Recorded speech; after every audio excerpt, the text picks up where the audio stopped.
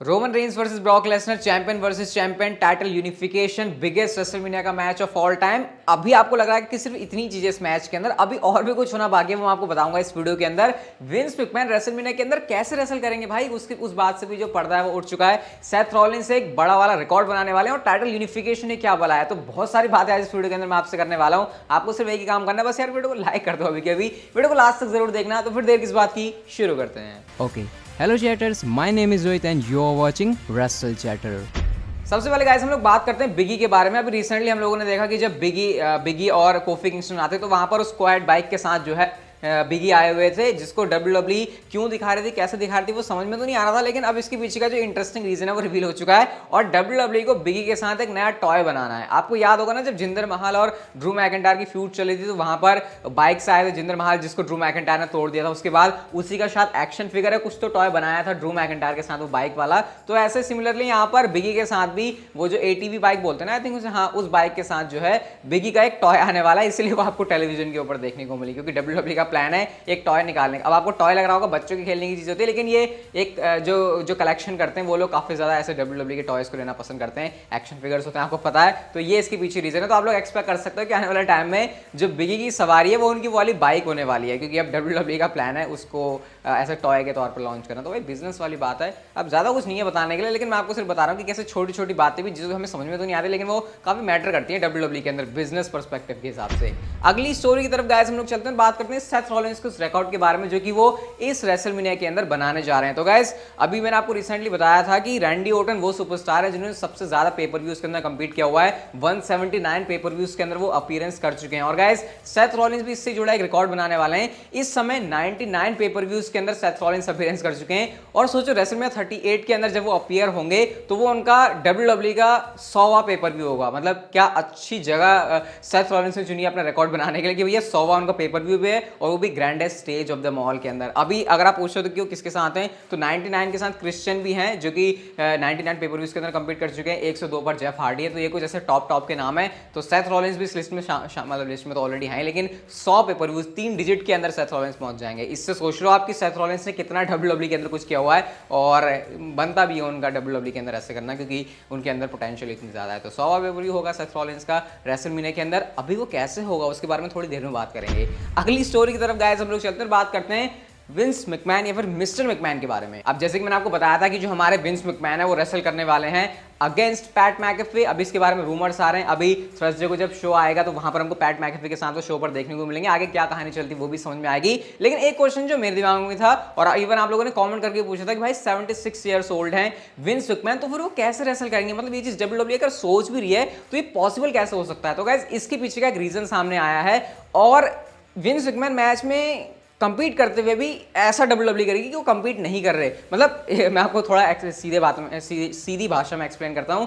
Vince McMahon और PAT McAfee का match WWE build तो करेगी, लेकिन जब एक्चुअल में विंस मैकमैन के कुछ करने की बारी आएगी तो इसका मतलब ये नहीं कि वो रिंग में अपने आप को पटक रहे हैं, धो रहे हैं। बम तो ऑब्वियसली थोड़ी बात विंस मैकमैन को लेने पड़ेंगे, लेकिन WWE बहुत सेफली सारी चीजें करने वाली है। इवन मेल्जर ने यहाँ पर ये भी स्पेकुलेट किया कि हो सकता है विंस मैकमैन की तरफ से कोई लड़ने आ जाए। जैसे आपको पता है ऑस्टिन थियरी जिनकी स्टोरी लाइन WWE काफी फोकस कर रही है विंस मैकमैन के साथ में, तो हो सकता है वो साथ है विंस मैकमैन का। अभी मुझे याद आ रहा है जैसे अभी हमने रिसेंटली किसका तो मैच देखा था, पॉल हेमन वर्सेस किसका मैच देखा था, कुछ तो मुझे याद है WWE ऐसे करके बिल्ड कर रही थी कि पॉल हेमन रेसल करेंगे, लेकिन पॉल हेमन ने रेसल थोड़ी किया, सारा काम वो रोमन रेंस कर रहे थे। मुझे याद नहीं है किसका था वो पॉल हेमन एडम पे, किसी का तो था, आप लोग मुझे कमेंट सेक्शन में बता देना, लेकिन हाँ रोमन रेंस ने वहां पर वर्क किया था। तो इस तरीके से WWE प्लान कर रही है और ये भी रीजन आ चुका है कि विंस मैकमैन क्यों अपना मैच ला रहे हैं, क्योंकि दोनों नाइट्स के ऊपर 20,000 टिकट्स अभी भी WWE की नहीं बिकी है रेसलमेनिया के। और रेसलमेनिया एक ऐसी जगह होती है जहां पर WWE के मुंह से अगर सोल्ड आउट रेसलमेनिया वर्ड ना निकले तो फिर उनका जो खाना है वो हजम नहीं होता, स्पेशली विंस मैकमैन का। तो उनको लगा कि भैया सारा स्टार पावर लानी है, इसको स्टैक करना है एकदम, तो इस वजह से वो अपना मैच लेकर आ रहे हैं। तो ये WWE कुछ प्लान कर रही है। देखने को तो मिलेंगे आपको विंस मैकमैन, लेकिन एक बिल्कुल रेगुलर जैसे ट्रेडिशन के हिसाब से ट्रेडिशनल मैचेस होते हैं वैसा कुछ ही मैच नहीं होगा। तो कुछ तो यहाँ पर तड़का होने वाला है और ऑस्टिन थियरी आ जाएंगे तो वो अच्छी बात भी है, एंटरटेनमेंट भी होगा, उनका भी भला हो जाएगा और विंस मैकमैन को जो है कम मार भी खानी पड़ेगी। तो ये तो जब होगा टेलीविजन के ऊपर तभी उनको पता चलेगा, लेकिन ये कुछ प्लान्स आ रहे हैं विंस मैकमैन को लेकर इस साल की रेसलमेनिया के लिए। मैच रेसल कर रहे हैं भाई इतने सालों के बाद। अगली स्टोरी की तरफ गाइस हम लोग चलते हैं और बात करते हैं केविन ओवेंस के बारे में। अब मैंने तो एक वीडियो के अंदर सिर्फ कहा ही था कि हर वीडियो के अंदर लगता है मुझे केविन ओवेंस का कोई ना कोई चीज मेंशन करनी पड़ेगी जहां पर वो स्टीव ऑस्टिन को घसीट रहे हैं, और ये सिलसिला कंटिन्यू है रोज ट्विटर के ऊपर केविन ओवेंस का। ये वाला ट्वीट उन्होंने लिखा और उन्होंने कहा अटेंशन टेक्सास, अगेन टेक्सास को उन्होंने मेंशन किया और ये लिखा this is the best anyone's ever looked in a stupid cowboy hat, you are welcome sincerely. मतलब केविन ओवेंस ये बता रहे हैं टेक्सास वालों सुन लो, इतना ज्यादा स्मार्ट मतलब इतना बढ़िया कोई बंदा नहीं लगा इस स्टूपिड वाली काउबॉय हैट को पहन के। एक तरीके से उन्होंने ब्रॉक लेसनर के ऊपर भी शॉट ले लिया, क्योंकि आपको पता है अभी रिसेंटली जो ब्रॉक लेसनर वो काउबॉय वाला जो हैट लगा के अपना वाला लुक कैरी कर रहे हैं, तो मजे मजे में उन्होंने यहाँ पर टेक्सास के भी मजे ले लिए, स्टोन कोल्ड को भी टारगेट कर दिया और ब्रॉक लेसनर को भी लपेट लिया। वैसे ब्रॉक लेसनर को लपेटना नहीं चाहिए तुम्हें, क्योंकि उस काउबॉय हैट से ब्रॉक लेसनर को काफी प्यार है। अगर ये वाला ट्वीट गलती से भी उन्होंने देख लिया ना तो केविन ओवेंस के साथ क्या होगा वो आप अच्छे से जानती हो, जो रिसेंटली स्मैकडाउन के एपिसोड में सिक्योरिटी वाले बंदों के साथ हुआ था। तो इस तरीके से केविन ओवेंस का स्टोन कोल्ड के साथ अपना जो रेसलमेनिया का मैच है उसको टीज करना कंटिन्यू चल रहा है। कब होगा भाई रॉ के ऊपर, अब तो मुझे इस बात की काफी एक्साइटमेंट हो रही है। अगली स्टोरी की तरफ गाइस हम लोग चलते हैं और बात करते हैं पॉल हेमन के बारे में, जहां पर उन्होंने Roman Reigns and Brock Lesnar के बारे में कुछ तारीफें करी हैं। अब आप लोग मुझे बताना कि क्या वो तारीफ के लायक है या फिर नहीं। उन्होंने कहा कि देखो जब तुम अंडरटेकर के साथ किसी रूम में जाते हो तो ऐसा हो नहीं सकता कि तुम इस बंदे के बारे में ये ना कहो कि ये बंदा स्पेशल नहीं है। जब तुम स्टोन कोल्ड के साथ किसी एक जगह पर होते हो तो तुम्हारे लिए ये कहना काफी मुश्किल है कि ये कुछ डिफरेंट नहीं था, मतलब तुमको कुछ ना कुछ इनके अंदर डिफरेंट लगेगा। और यही factor Roman Reigns and Brock Lesnar के अंदर है, उनके अंदर ड्रॉ करने की पावर है। मतलब एक तरीके से उन्होंने यहाँ पर इस बात को डिफेंड किया जहां पर लोग कह रहे हैं कि ये biggest WrestleMania match of all time नहीं है, तो उस बात को डिफेंड करते हुए पॉल हेमन ने कहा कि भैया Roman Reigns and Brock Lesnar के अंदर भी वही फैक्टर है जो कि आपको WWE के लेजेंड्स के अंदर देखने को मिलता है। और साथ में उन्होंने ये भी कहा कि ये बात तो आपको रेसलमेनिया के अंदर वैसे भी देखने को मिल जाएगी। अब काफी सारे लोग यहाँ पर इस बात को लेकर कमेंट कर रहे हैं कि यार इतने बड़े बड़े मैचेस हुए हैं रेसलमेनिया के अंदर, इसको ही WWE biggest WrestleMania match of all time क्यों कह रही है, मतलब इसमें ऐसा क्या खास हो गया। Roman Reigns and Brock Lesnar है, दोनों के पास चैंपियनशिप है, तो क्या भाई हम इसको biggest match of all time कहते हैं। ये बात से तो मैं पॉल हेमन की एग्री करता हूं कि Roman Reigns and Brock Lesnar ऐसे सुपरस्टार हैं WWE के अंदर जो कि सबसे ज्यादा ड्रॉ करते हैं। बट हाँ, biggest WrestleMania match of all time कहना हो सकता है काफी सारे फैंस के इमोशंस के साथ थोड़ा सा खेलना हो सकता है, काफी सारे लोग अग्री भी करेंगे डिसएग्री भी करेंगे। आपको क्या लगता है, क्या अभी तक की सारी रेसलमेनिया का इसको बिगेस्ट रेसलमेनिया मैच कह रहे हैं तो क्या ये बाकी मैचेस के लिए जस्टिफाई करता है? मुझे आप लोग बता सकते हो बात कमेंट सेक्शन में, मेरे को बड़ा मजा आएगा इस बात को सुनने में। खैर हम लोग चलते हैं हमारी अगली स्टोरी की तरफ और बात करते हैं सिजारो के बारे में। अब सिजारो आपको पता है WWE से रिलीज तो नहीं हुए, लेकिन उनका जो कॉन्ट्रैक्ट है वो WWE के साथ ऐसे कंटिन्यू नहीं हुआ, तो उसकी वजह से अब वो जा चुके हैं, WWE से उनकी एग्जिट हो चुकी है। इसके बारे में गाइस डिटेल्स ये आई हैं कि जब कोई सुपरस्टार का कॉन्ट्रैक्ट खत्म हो रहा होता है WWE के साथ तो AEW वालों को वो चीज पता होती है, लेकिन इस पूरे टाइम में जब नेगोशिएशन चल रही थी सिजारो और WWE के बीच में तो AEW ने इंटरफेयर करने की बिल्कुल भी कोशिश नहीं करी। ऐसा लग रहा है कि जैसे सिजारो को वो अपनी कंपनी में साइन करने के लिए इंटरेस्टेड नहीं है, क्योंकि अगर ऐसा होता, अगर WWE से कोई सुपरस्टार उसका कॉन्ट्रैक्ट खत्म हो रहा है तो AEW वालों को वो चीज पता चली जाती है, वो कैसे चलती है वो जाने, लेकिन उन्होंने सिजारो को एक बार भी अप्रोच नहीं किया। इवन गाइस सिजारो को यहाँ पर वो अमाउंट ऑफ मनी नहीं मिली जो कि वो एक्सपेक्ट कर रहे थे WWE से, और शायद ये एक बड़ा रीजन हो सकता है कि सिजारो ने WWE के साथ कंटिन्यू करने के बारे में नहीं सोचा। बट गाइस पॉजिटिव बात यहाँ पर ये है कि सिजारो और WWE के बीच टेंशन नहीं हुई है, सिर्फ नेगोशिएशन होके किसी एक डील पर ये नहीं आया, तो ऐसा चांसेस ज्यादा है कि अगर वो AEW के अंदर भी नहीं जा रहे तो हो सकता है सिजारो WWE के साथ रीसाइन कर लें और वो दोबारा से जो है स्मैकडाउन के एपिसोड में कंटिन्यू कर ले और हमको पता भी ना चले कि जैसे कि उनका WWE के साथ कभी कॉन्ट्रैक्ट खत्म हुआ था। तो ये भी यहाँ पर एक पॉसिबिलिटी है।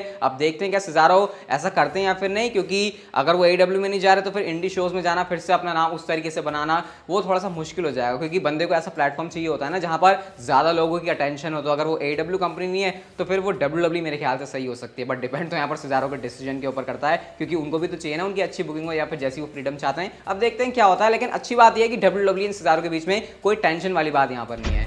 अगली स्टोरी की तरफ गाइस हम लोग चलते हैं और बात करते हैं टाइटल यूनिफिकेशन के बारे में। अब जब से हमको पता चला कि Roman Reigns and Brock Lesnar का जो मैच होने वाला है रेसलमेनिया के अंदर वो एक टाइटल यूनिफिकेशन वाला मैच होगा, यानी कि इसका क्या मतलब है? आपने मेरे से कमेंट सेक्शन में पूछा कि भैया टाइटल यूनिफिकेशन होता क्या है, तो सिंपली एक एग्जांपल के थ्रू आपको बताया था, क्योंकि पास में WWE के अंदर ऐसा हो चुका है। John Cena and Randy Orton की जब फ्यूड चल रही थी तो एक तरफ थी WWE चैंपियनशिप जो कि आई थिंक रैंडी ऑर्टन के पास थी और जॉन सीना के पास थी वर्ल्ड हैवीवेट चैंपियनशिप। तो WWE ने दोनों चैंपियनशिप्स का मैच किया और टाइटल को यूनिफाई कर दिया। अब यूनिफाई करने का मतलब क्या हुआ पता है? वो जो वर्ल्ड हैवीवेट चैंपियनशिप है वो जो गोल्ड वाली है वो चेंज हो गई, वो उसी में मर्ज हो गई और उसके बाद नया हमको WWE चैंपियनशिप का बाद में डिजाइन देखने को मिला जो कि रॉक ने किया था। हाँ, उसको होने में टाइम काफी लगा था। तो टाइटल यूनिफाई होने का मतलब कि दोनों टाइटल एक टाइटल बन जाएंगे। अब वो टाइटल क्या होगा? देखो मेरे को तो ये लग रहा है कि अगर ऐसा हो रहा है तो फिर वो WWE चैंपियनशिप ही होने वाला है, क्योंकि हो सकता है WWE यूनिवर्सल चैंपियनशिप का एंड भी कर रही हो, इसके भी चांसेस हैं। तो टाइटल यूनिफाई होके एक टाइटल बन जाएगा, जिसका नाम अगर हम देखें तो WWE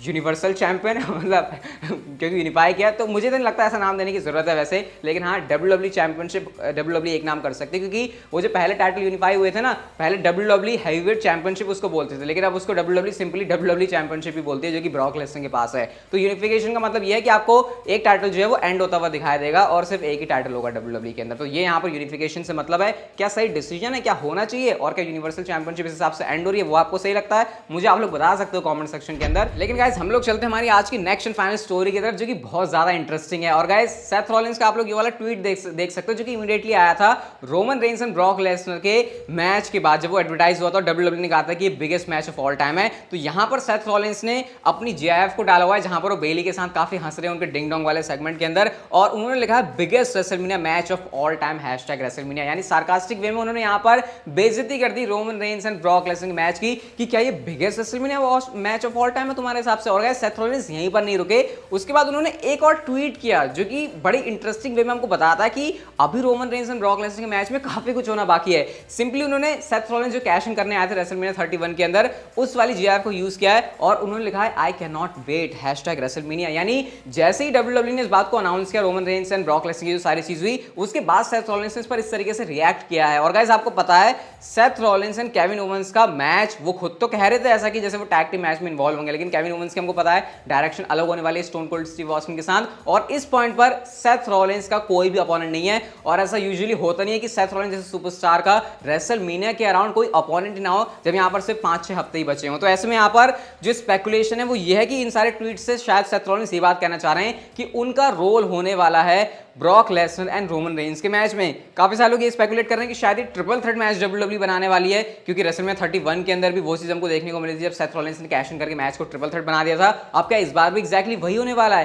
क्या unification biggest WrestleMania match of all time Roman Reigns and Brock Lesnar इतना WWE के लिए इनफ नहीं है कि वो सेथ रॉलिंस को भी इसमें इंसर्ट करने जा रहे हैं, क्योंकि जो सारी चीजें घूम के आ रही हैं वो शायद इस तरफ इशारा कर रही हैं। अब मुझे आप लोग कमेंट सेक्शन में बता सकते हो कि क्या आप प्रेफर करोगे जो मैच WWE अभी बिल्ड कर रही है रेसलमेनिया के लिए वो होना चाहिए, या फिर इसमें सेथ रॉलिंस को इंसर्ट करके ट्रिपल थ्रेट WWE बना दे, क्योंकि देखकर तो यहाँ पर यही लग रहा है अब ट्रिपल थ्रेट नहीं तो कोई इन्वॉल्वमेंट तो सेथ रॉलिंस कैसा लग रहा है कि शायद यहाँ पर होने वाली है, क्योंकि वो चीजों को कुछ इसी तरीके से टीज कर रहे हैं। तो देखते भाई अब क्या होता है इस मैच के अंदर, ट्विस्ट एंड टर्न्स होने वाले हैं। पॉल हeyman ने इस बात को कहा था और वो कहीं ना कहीं हमको दिखाई दे रही है। तो देखते हैं आने वाले टाइम में जो स्टोरी लाइन है वो कैसे प्रोग्रेस करती है Roman Reigns and Brock Lesnar और शायद सेथ रॉलिंस की भी। तो गाइस अगर आपको वीडियो अच्छी लगी तो लाइक कर दो, चैनल को आप लोग शेयर सब्सक्राइब नोटिफिकेशन बेल को ऑन कर सकते हो, and see you guys in my next video.